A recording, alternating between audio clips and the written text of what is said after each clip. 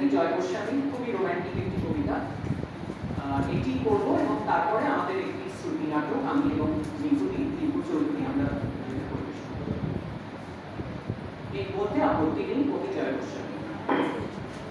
মেঘ বলতে আপত্তি বেশ বলতে পারি, ছাদের ওপর মেঘ নামতো পিসিমার বাড়ি।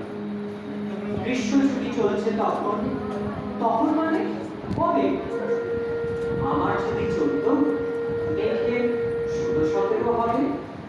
ছাদ থেকে হাতছানি দিত, ক্যারাম খেলতি আয়, সারা দুপুর টানা তকার ক্যারাম খেলা যায়। সেই জন্যেই জোচ্চুরি হয়। হ্যাঁ, জোচ্চুরি হতো। আমার যদি 14, মেঘে 15-16 মতো। ঘুরিয়ে দিতে জানতো খেলা শক্ত খুঁটি পেতে, জায়গা মতো সরিয়ে দিত আঙুল দিয়ে ঠেলে।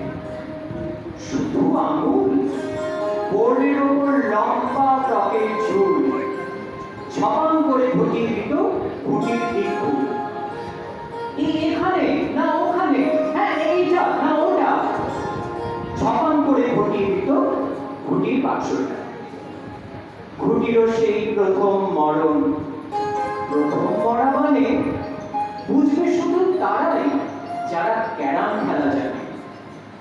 চলেও গেল কদিন পরে, মেঘ যেমন যায়, কাঠ ফাটা রোদ দাঁড়িয়ে পড়ল মেঘের জায়গায়।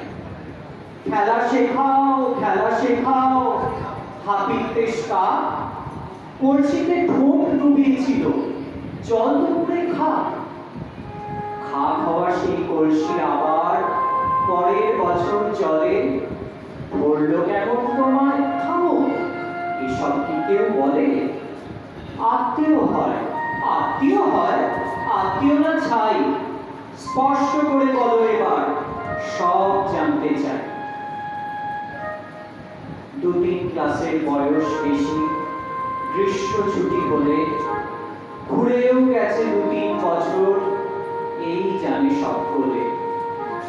আজকে দগ্ধ গ্রীষ্ম আমার, তোমায় বলতে পারি। মেঘ দেখতাম ছাদের ঘরে, কোন পিসিমার বাড়ি।